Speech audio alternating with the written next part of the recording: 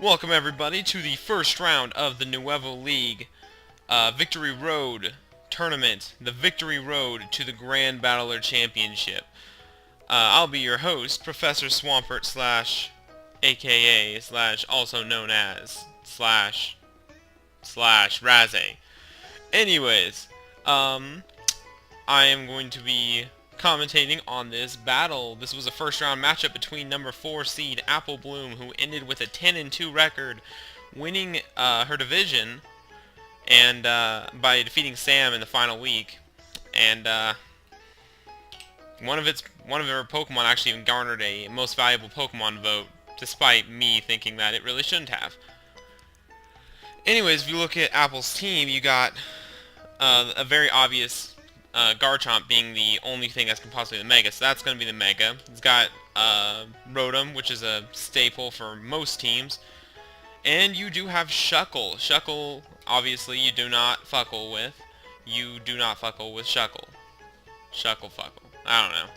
And Apple's probably signature here is the Ciancino. Ciancino is a very, very, very fast Pokemon who hits like a truck, and with its ability to Skill Link, basically, that means it's going to do a ton of damage all the time.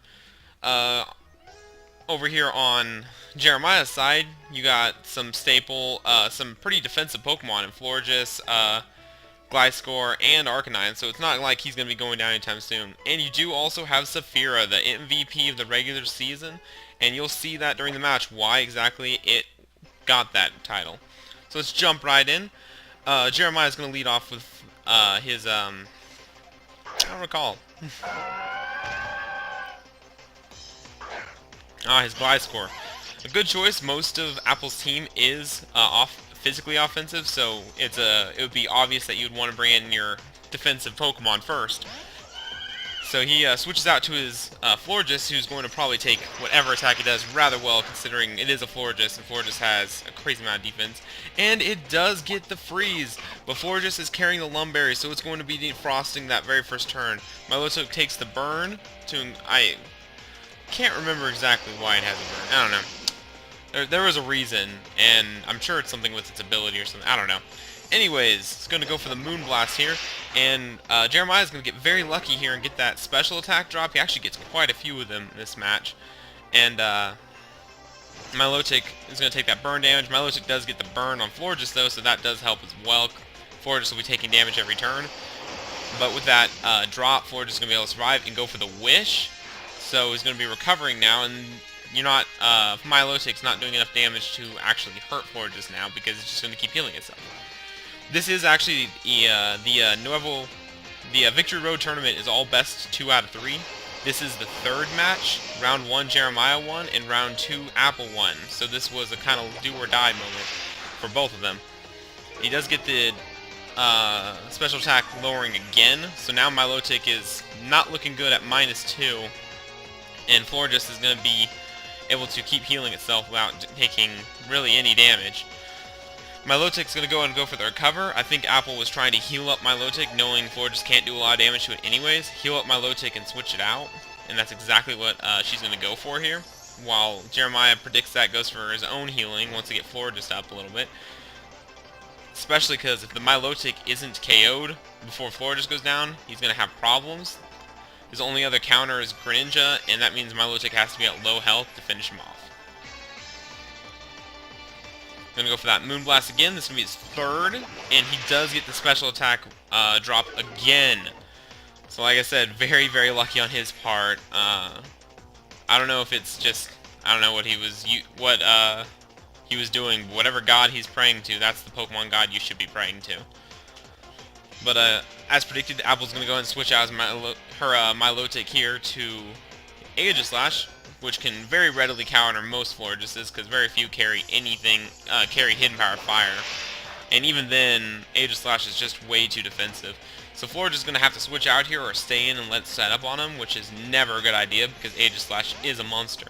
Luckily for Jeremiah, though, he does have 2 defensive walls, Arcanine and the Dark Knight, aka Gliscor / I don't know. It's going to bring him in going on that Swords Dance. I don't get people that think for some reason that +6 Aegislash can KO Gliscor. Gliscor is just crazy defensive. And plus, he's faster. He's just playing faster. So you have to go for the Shadow Sneak, which is already a low power move. You have to be at +6, which is, already hard to do. And you just kind of have to hope you crit, I guess. I don't know why you would stay in against this Gliscor. It's extremely defensive, way too hard to take down, even with +6.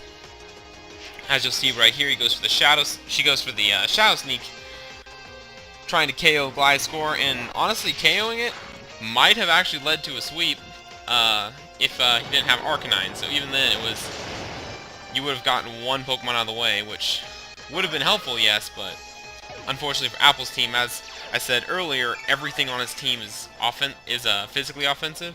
So that means Gliscor and Arcanine are going to be big issues. So he goes into Shuckle. Gliscor doesn't really want to fuckle with Shuckle, so Gliscor is going to be switching out to his Jack. Now, Jack did not win MVP from his team this year, but he has been extremely effective, kind of knocking out anything that his Salamence has had issues with before it came out, giving Salamence a much better shot at winning matches. So he's going to go straight for the Surf here. That is going to be super effective, and I know Shuckle has a high defense, but you got to remember he does not have that much HP, and this is a Life Orb Greninja, so it's going to hurt a lot. But Apple doesn't care. Apple's going to keep setting up hers. I'm not used to female Pokemon players. They're just so rare. Going to keep setting up the Sticky Web, got Stealth Rocks up, and unfortunately Greninja is going to finish him off with a Surf. So there goes Shuckle. Greninja fuckled with Shuckle. I really like saying that. I'm going to bring in Milotic, and Milotic is going to drop below that half health mark, which is unfortunate for him because that means Greninja can go straight for the Grass Knot and probably is going to KO.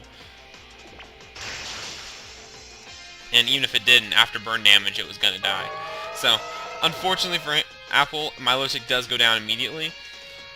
At this point, there's no spinners or defoggers on Jeremiah's team, so there's no real point bringing Greninja out. It's more wasted time than anything else. He does go for the Grass Knot, which does nothing because Rotom weighs like half of a pound at most. Probably weighs like half of a gram, honestly. You're going to go for the Thunderbolt against a Grass type. Yet again, it's not going to do anything. And Greninja's going to do one last Ice Beam and probably fade out of existence, as per the usual. And Rotom will finish him off with a Thunderbolt here. So, Apple finally gets her first KO. And then it'll be the MVP Saphira coming in. Most valuable Pokemon. We'll go straight for that Dragon Claw. It is not going to KO, just barely under it. This is a Scarfed Salamence, and it misses the Will-O-Wisp, which is unfortunate for Apple. But yet again, when you're in this much of a hole, you're at 1 HP, it honestly didn't matter at this point, because both of his special attackers are gone. The only thing he has left are his Mega Garchomp, which he had to hope had Ice Fang to take care of Gliscor, and would be able to do Earthquake and one-hit KO Arcanine even at -2. So it's honestly at this point, I think it was a moot point what exactly happened. I think that either way, didn't matter what he brought in right there, was going to take a -1 Dragon Claw, probably not that well, and then it was going to be up to his guard. It was going to be Revenge KO'd by basically anything. So which would have left his Garchomp to face down 4 Pokemon alone, one of which is a Mega Charizard Y, so not exactly favorable outcome. So I think this match was pretty much over right about then. I think it was over the second Milotic fainted without KOing either Gliscor or Arcanine. But, hey, what can I tell you? So, the 5th seed, Jeremiah, will become the only lower seed to win in the first round this season. So, congratulations to him. He'll move on with a 9-4 record to face yours truly here, who has an 11-1 record and #1 seed in Kanto for a spot in the Kanto Championship next week. So, Good job, Jeremiah. Thank you, Apple, for competing. I hope to see you both next season. Thank you all for watching. Make sure to check us out at Nuevo League and check me out as a TSAG at as Professor Swampert. Bye.